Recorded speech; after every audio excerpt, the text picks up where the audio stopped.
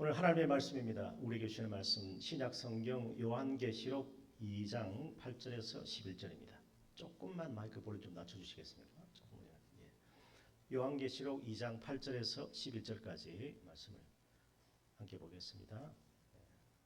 자, 8절에서 11절입니다. 우리 함께 읽겠습니다. 8절부터 11절 시작. 서머나 교회 사자에게 편지하라. 처음이며 마지막이요 죽었다가 살아나신 이가 이르시되 내가 내 환난과 궁핍을 알거니와 실상은 내가 부유한 자니라.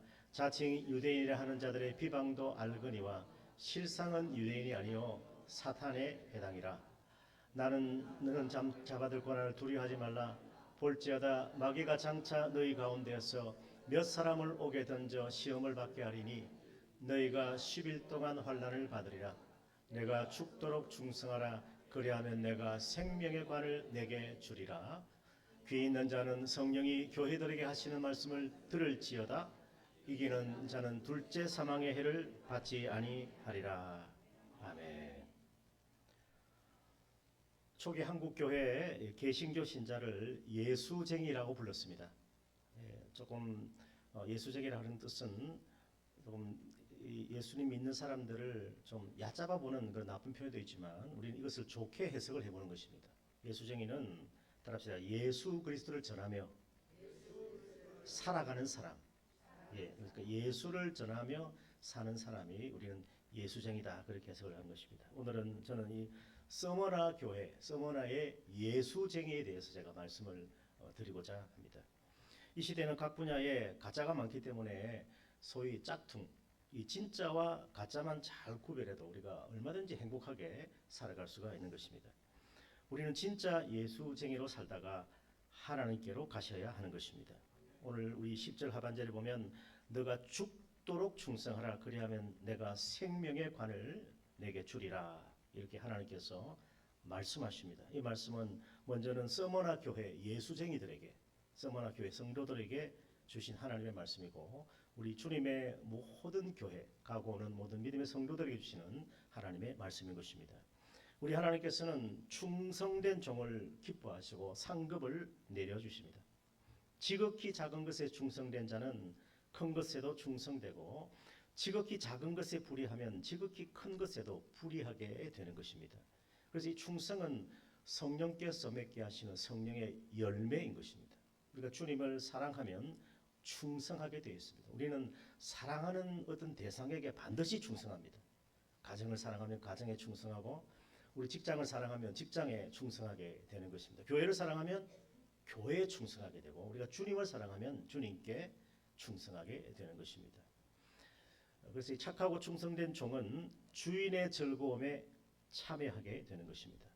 하나님은 이 충성된 종에게 영원한 안식을 어떻게 하여 주십니다. 우리 시편 101편에 보면 하나님의 눈은 이 땅에 충성된 자를 살펴서 함께 하신다.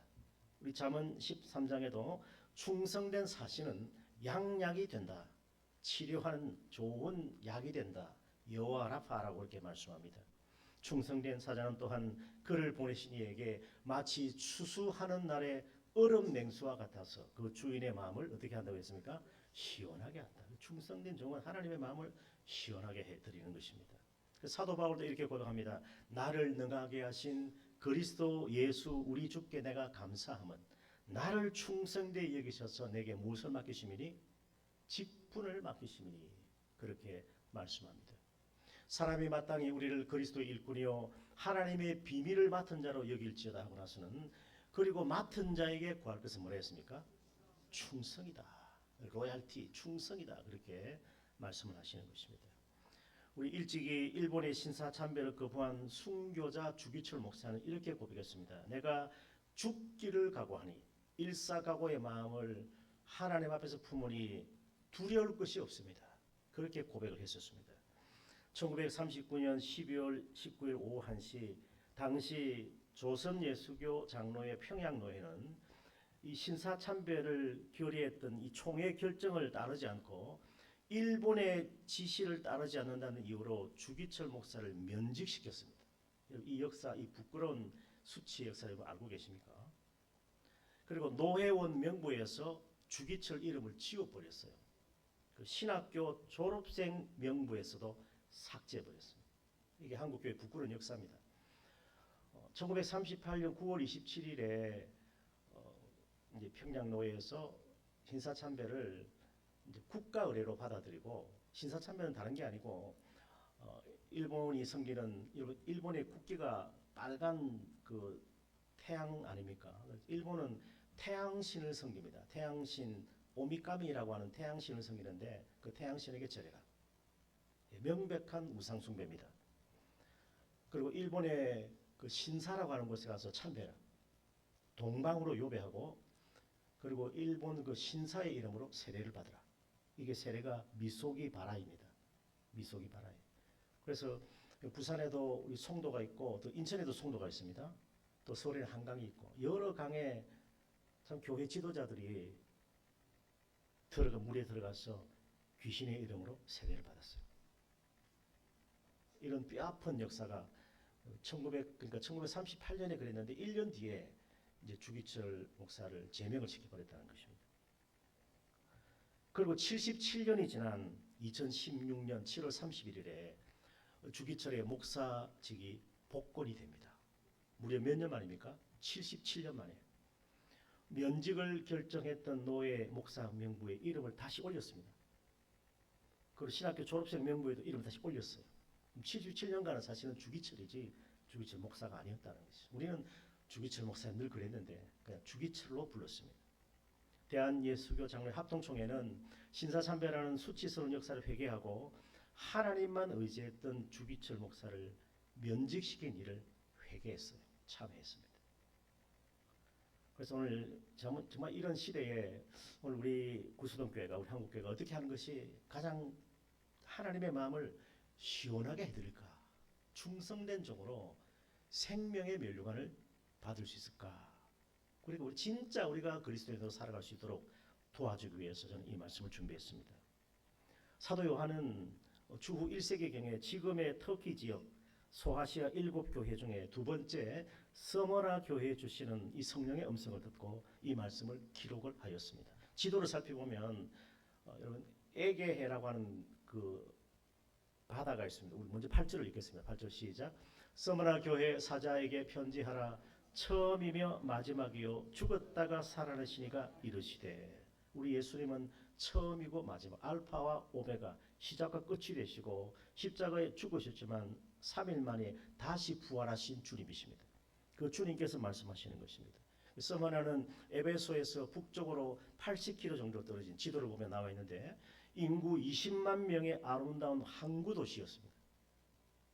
우리나라 서해안 태안반도처럼 생겼는데 그 사도 요한이 유배를 당했던 에게해 그 밤모섬에서부터 제일 먼저 당도하는 곳은 에베소고, 그 다음에 두 번째가 여기 지도를 보시면 나옵니다. 스머나고, 세 번째 교회가 어느 교회죠? 네, 버가모. 네 번째가 두아디라, 다섯 번째가 사대, 여섯 번째가 필라델비아, 마지막 일곱 번째가 라오디게아 교회. 각 교회에 주신 하나님의 말씀이 있는데, 그래서 스머나는 에베소에서 북쪽으로 80km 떨어진 도시고 마치 우리나라 서해안 태안반도처럼 생겼어요. 남쪽 에베소 반대 북쪽에 위치하고 있습니다. 그래서 에베소 교회는 진리를 수호하며 이단들과 싸우면서 처음 사랑을 잃어버렸어요. 진리는 수호하고 지켰는데 그 뜨거운 처음 열심과 처음 사랑을 잃어버린 교회가 에베소 교회라고 우리 주님께로부터 책망을 받지 않습니까? 그런데 스머나 교회는 우리 하나님께로부터 칭찬만 사실 받은 교회입니다. 환난과 핍박 속에서도 구원의 기쁨을 잃지 않고 끝까지 충성한 교회가 스머나 교회인 것입니다. 그래서 스머나는 학문과 과학과 의술과 향료가 발달했던 곳입니다. 지금도 지중해에서 불어오는 시원한 바람, 그리고 그 기후로 인해서 올리브 나무가 끝없이 펼쳐져 있고, 제가 그 지역을 가봤기 때문에 말씀을 드리는 겁니다. 그리고 그 포도밭이 끝없이 펼쳐져 있습니다. 굉장히 당도가 좋은 포도 열매가 있고, 거기 다녀온 분들은 거의 다 금포도를 다 사와요. 굉장히 그 뜨거운 그리고 시원한 이 지중해 바람과 그 열기로 인해서 포도 농사가 잘 되는 곳입니다. 올리브 열매도 굉장히 풍성합니다. 서머나는 일찍이 서사시 오디세이를 썼던 호머, 일리어드 호머의 고향으로 유명합니다. 지중해가 내려다보는 높은 지형에 웅장한 건물들이 줄지어 있는 이 파구스라는 언덕에는 황금의 거리가 있어요. 황금의 거리. 그리고 거기에는 로마 황제를 위해서 신상을 세우고 우상 신전을 지어서 숭배하게 만든 곳입니다. 이 서머나는 옛날 그 루디아라는 왕국부터 무역 도시로 큰 부를 쌓았기 때문에 대형 경기장이 있고 큰 도서관도 짓고 아시아에서 가장 큰 공연장이 있었습니다. 극장이죠. 서머나는 로마에 철저히 충성했던 동맹 도시였습니다.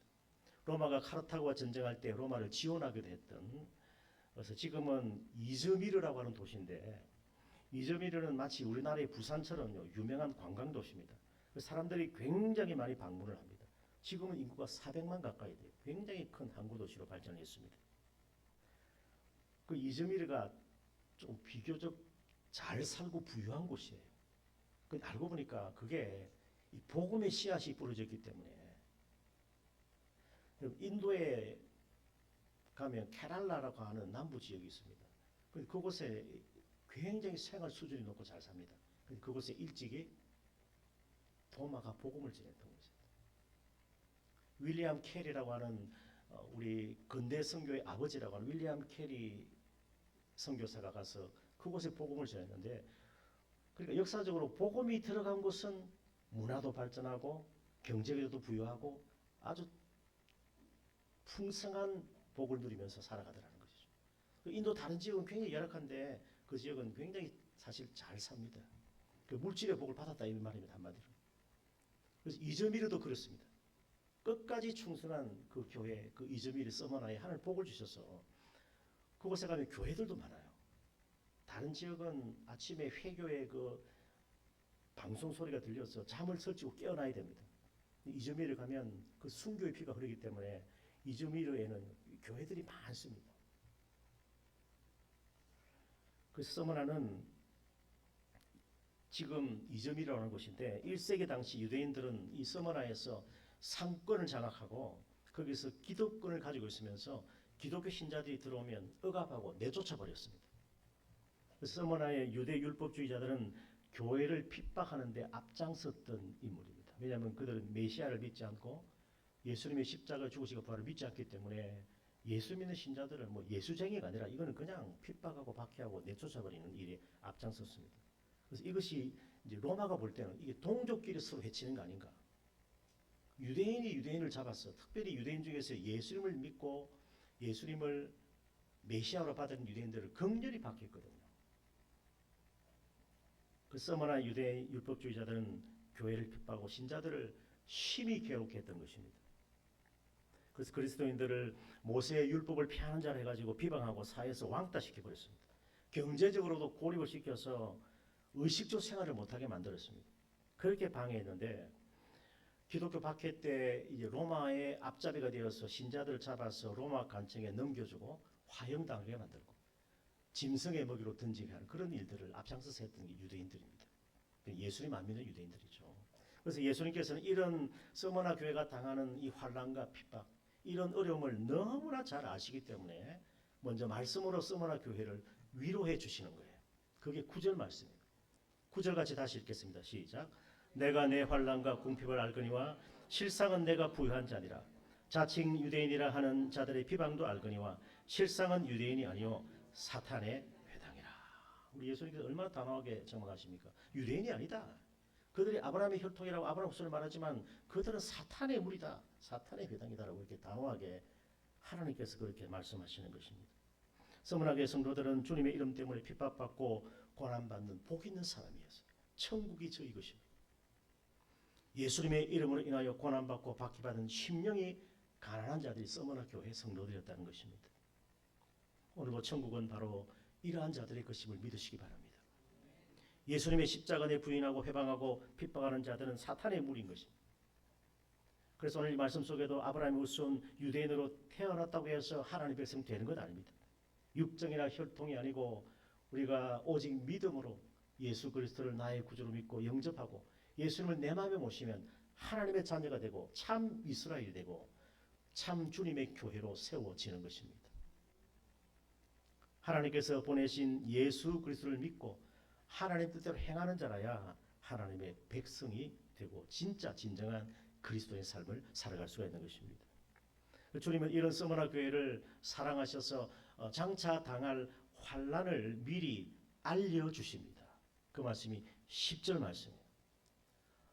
너가 장차 받을 고난을 두려워 말라. 볼지어다 마귀가 장차 너희 가운데서 몇 사람을 오게 던져 시험을 받게 하는데 너희가 10일 동안 환난을 받으리라 그랬어요. 이 10일은 아주 짧은 10일을 의미한 것이 아니라 환난의 기한이 정해져 있다. 박해의 그 핍박의 날이 정해져 있다라는 그 10일로 이렇게 주님께서 상징적으로 말해놓은 것입니다. 딱 10일이 끝나는 것은 아닙니다. 그런데 언제 끝난다는 거예요. 반드시 10일이라고 하는 그 어떤 수를 통해서 하나님은 이 환난과 박해가 끝날 날이 있다라고 알려주시는 것입니다. 그래서 서머나 교회와 소아시아 교회들은 로마의 도미티안 왕 때 큰 박해를 받습니다. 그런데 그것도 박해가 또 끝났어요. 그러나서 또 트라이안 왕 때도 큰 핍박이 일어났습니다. 그것도 그 어떤 때가 지나가 버렸습니다. 그래서 핍박받은 이유가 뭐냐 하니까 로마가 내린 예배 금지법을 교회가 위반한 거예요. 우리도 한때 그런 일이 있었지 않습니까? 뭐 코로나인지 뭔지 그것 때문에 백화점은 대형마트는 다른 절이나 성당은 사람이 바글바글한데 얼마나 지하철에 수도권은 지하철에 하루에 700만 명이 타고 왔다 갔다 합니다. 700만 명 중에 지하철에 걸린 사람이 있습니까? 그런데 교회는 예배 드리지 마라. 20명만 예배 드리라. 뭐 이렇게 해가지고 제안했지 않습니까? 근데 그 당시에도 로마가 내린 예배 금지법을 교회가 위반하고 또 황제 숭배 제사를 교회가 거부하며 서머나 교회가 황제는 사람이지 신이 아니다는 것입니다. 그래서 이 제사가 뭐냐니까 로마 황제를 숭배하는 국가 의례에 예외 없이 다 참석해야 했습니다. 거기 가야 물건을 매매할 수 있는 표를 받아요. 그런데 그리스도인들 거기 가면 뭐 해야 됩니까? 가이사는 주다, 로마 황제는 주다, 신이다 외쳐야 되는데 그걸 못하는 겁니다. 그 못하면 붙잡혀가고 매맞고 그리고 화형당하고 짐승의 먹이가 되고 심지어는 산채로 사람들 몸에다가 오늘 교회 처음 나오신 분들 계신데 너무 이런 이야기하면 좀 들지 모르겠는데 어쨌든 그 당시에 그랬다는 거예요. 지금은 이런 핍박은 없다고도 할 수 있지만 근본적인 핍박은 그치지 않았습니다. 그래서 그 타르라고 하는 그걸 부어가지고 사람을 그냥 등불로 밝히는 그런 잔인한 일을 하고 그 사람 몸에다가 짐승의 탈을 씌워가지고 사자에게 던져버리면 그 사자가 그냥 짐승인 줄 알고 그냥 해쳐버립니다. 그게 참 극심한 박해와 순교의 피를 흘렸던 것입니다. 그래서 엄청난 불이익을 받았습니다. 그런데 이 충성된 그리스도인들은 이를 거부하면서 숱한 박해를 받고 수많은 순교자들이 죽임을 당한 거예요. 그래서 이 모든 고난과 어려움을 너무나 잘 아시는 주님은 서머나 교회에 너가 죽도록 충성하라. 그리하면 내가 생명에 따릅시다. 면류관을 관 그러면 이 해석을 잘못하면 관하면 또 죽는 관이 아닙니다. 이 면류관이에요. 저는 면류관으로 번역하는 게 좋겠다.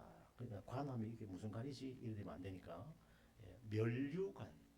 내가 죽도록 충성하라. 그리하면 내가 너에게 생명의 면류관을 주리라. 그렇게 말씀하시는 것입니다. 우리가 이 말씀은 교회 직분자 장립식 때 죽도록 교회를 섬기고 주님께 봉사하라. 죽는 날까지 쉬지 말고 복음을 위해서 열심히 수고하라. 그렇게 알고 있는데 그런 뜻이 아닙니다. 무슨 뜻이냐면 주님을 뜨겁게 사랑하고 열심히 교회 봉사하고 몸과 마음과 힘을 다해 충성스럽게 우리가 섬겨야 되지만은 이 말씀의 본래의 뜻은 따라합시다.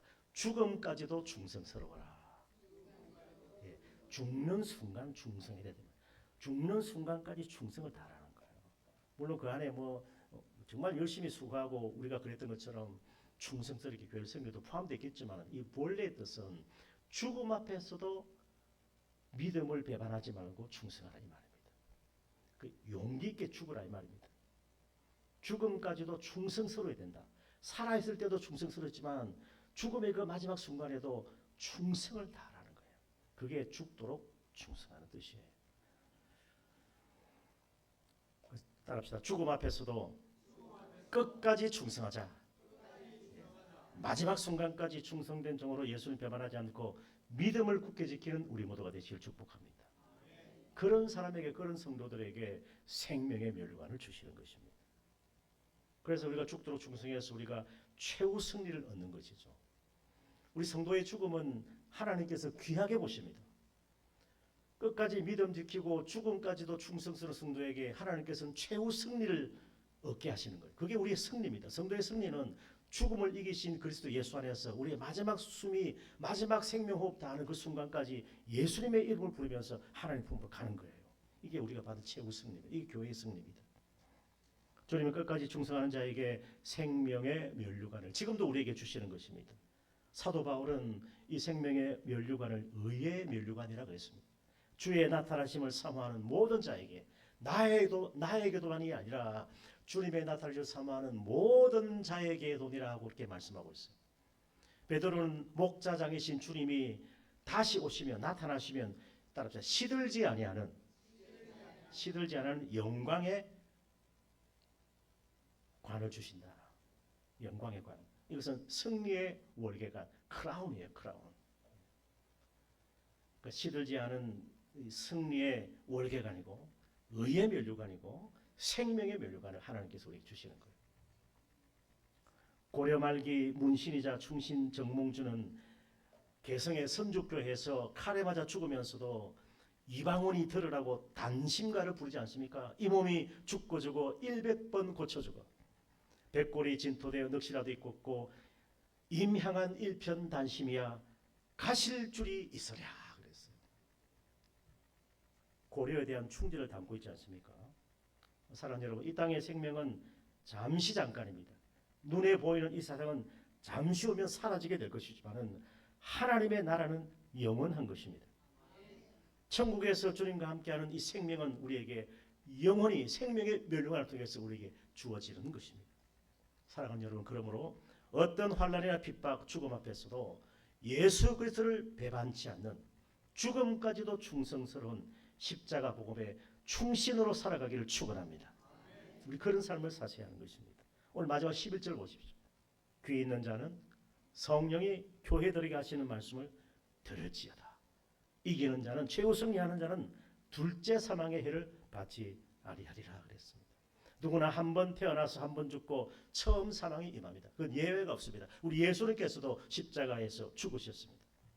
그러나 이 땅에서 믿음을 저버리고 죽음 앞에서 신앙을 배반한 자들은 죽어서 영원한 불못에 던져지고 마는 것입니다. 그렇게 해를 당하게 되는 것입니다. 둘째 사망이 찾아오게 되는 것입니다. 그러나 죽도록 충성한 자, 죽음까지도 충성스럽고 끝까지 믿음 지킨 성도는 둘째 사망이 없습니다. 영원한 불못이 없다라는 것입니다. 다시 죽지 않습니다. 그리고 주님과 함께 천국에서 영원히 그함을 믿는 것입니다. 서머나 교회는 주 2세기 사도 요한의 제자 폴리갑이 일찍부터 감독자로, 그 목회자로 섬겼습니다. 이 폴리갑은 예수 그리스도를 구주로 증거하고 이웃 사랑, 선행을 많이 한 사람이에요. 그래서 로마 당국의 관리들도 서머나 교회의 그 폴리갑을 굉장히 존경을 했었습니다. 인권적으로 그리고 노예로 팔려가는 사람을 대신 사서 풀어주고 자유를 주고 그 어려운 이웃을 돌아보고 먹이고 보살피고 그러면서 교회를 세웠던 인물이 폴리갑입니다. 건 60년 이상을 목회했어요. 한 교회에서. 그가 20대 후반에 왔다면, 아주 젊은 시절에 왔다면 86세에 순교를 했으니까. 그래서 말하는 예수 그리스도를 전한다는 그 이유 때문에 결국 로마에서 체포당하고, 그를 신문했던 재판관은 폴리갑에게 예수를 저주하라. 그러면 살려주겠다. 너희 가족도 석방시켜주고 같이 붙들려 너희 성도들도 풀어주겠다. 이때 폴리갑은 주님은 일생에 단 한 번도 나를 서운하게 하신 적이 없습니다. 그런데 어떻게 나를 구원해 주신 주님을 내가 저주할 수가 있습니까? 그렇게 할 수 없다고 거절합니다.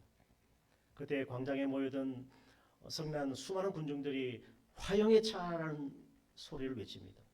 폴리갑은 화형장에 끌려가는데 우리 예수님께서 하신 마태복음 10장 말씀이 있습니다. 몸은 죽여도 영혼은 능히 죽이지 못할 세상의 권세자들을 두려워하지 말고 오직 몸과 영혼까지 능히 지옥불에 멸하시는 하나님을 두려워하라 그랬어요.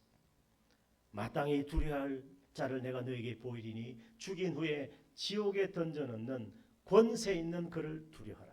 내가 참으로 너에게 이르노니 하나님을 두려워하라 그랬어요. 하나님을 두려워하면 죽음도 불사할 수 있고 세상이 두렵지 않는데 하나님을 두려워하지 않으면 손톱에 뭐 하나 묻혀도 두려운 거예요. 조금 내 그냥 우리 가정의 자녀에게 조금 문제가 생기면 두려워서 견딜 수가 없는데 하나님을 경외하고 두려워하면요, 하나님이 내 모든 것을 책임져 주시기 때문에 세상 어떤 것도 두렵지 않고 하나님을 또 의지하게 되는 것입니다. 화형장으로 끌려갈 때 평소 그를 존경하던 총독이 다시 묻습니다. 지금이라도 늦지 않으니까 한 번이라도 저를 봐서라도 한 번이라도 예수 그리스도를 비난하고 그를 모른다고 하십시오. 그러면 내가 놓아주겠습니다. 폴리가 이때 이렇게 말합니다. 86년간 예수 그리스도를 믿고 내가 선교 왔는데 주님은 나를 한 번도 모른다고 하지 않으셨습니다. 내 어찌 나의 왕이신 주님을 어떻게 배반할 수 있겠습니까? 그렇게 했습니다. 총독은요, 잔인하게 총독이 그냥 뚜껑이 열려가지고 폴리갑의 자녀들과 아내를 먼저 화형시킵니다. 다시 한번 묻습니다. 나는 그럴 수 없다. 결국 폴리갑은 죽음까지도 충성스럽게 순교했습니다. 이 세상 화형대의 불은 잠시 타다가 꺼지지만 예수님을 부인한 자들에게는 영원한 불이 기다리고 있는 것입니다. 그리스도인들이 죽음의 순간을 어떻게 맞이하느냐는 것은 굉장히 중요합니다. 북한의 교회는 말할 수 없는 핍박을 받고 있지 않습니까? 우리 기독교 선교단체 오픈 도어즈의 보고에 의하면 지금도 1년에 15만 명의 순교자가 생겨난다는 것입니다. 뭐 우리가 그렇게 되라는 건 아닙니다. 우리는 할 수 있거든. 살아있는 순교자로 우리가 100세까지 최소한 살면서 주의 나라와 복음을 위해서 쓰임받고, 우리 연세 많으신 분들도, 우리 은퇴하신 분들도 우리 믿음에는 은퇴가 없다. 여러분, 우리가 은퇴라는 것을 리타이어라 그래요. 영어로 리타이어. 타이어를 다시 장착한다는 거예요.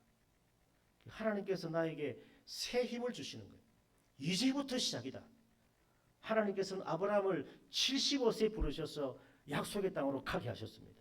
아브라함은 100세에 이삭을 낳았어요. 제 성경책에만 그게 기록되어 있는데 왜 아멘 안 하시나?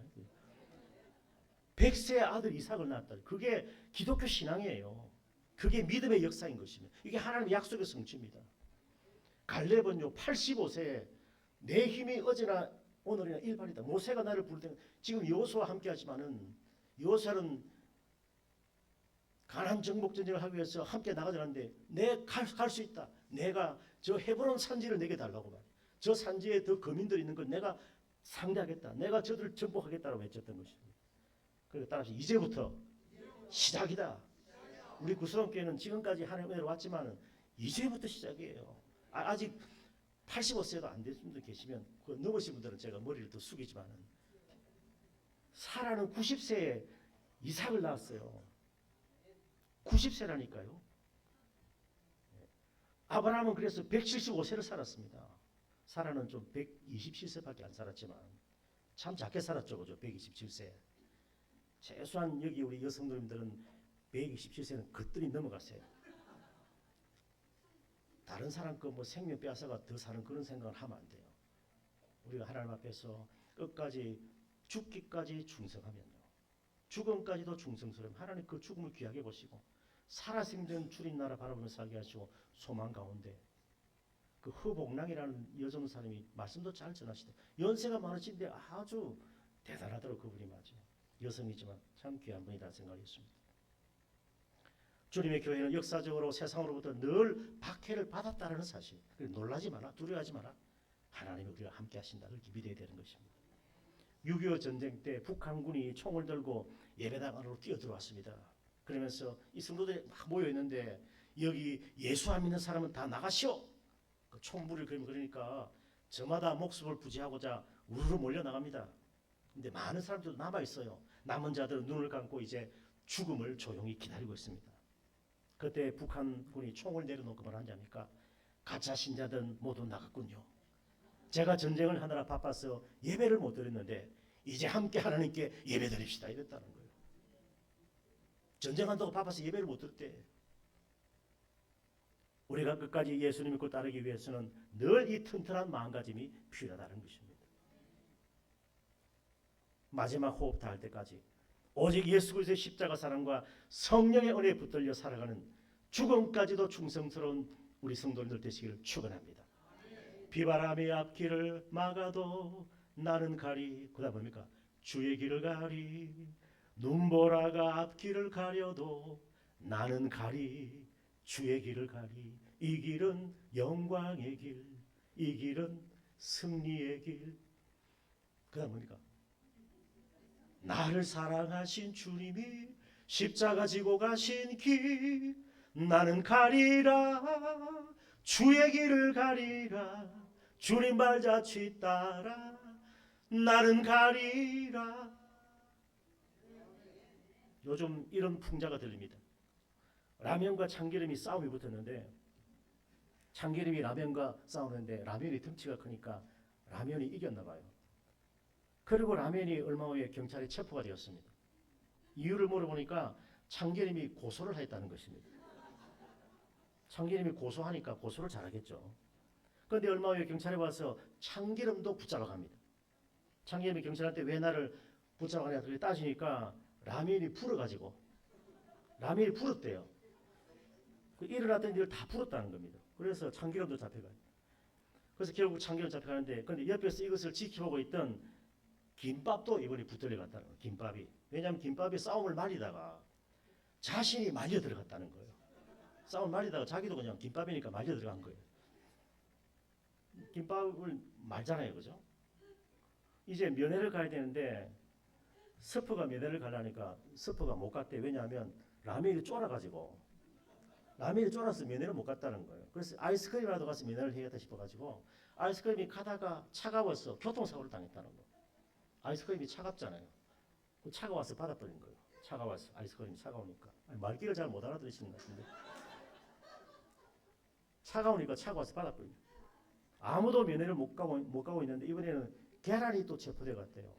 계란이 돌아다니면서 하도 후라이를 까가지고 붙잡혀 들어갔다는 것입니다. 그걸 지켜보다가 다들 이렇게 끝난 줄 알았는데 이번에는 소금이 붙잡혀 갔대요. 소금이.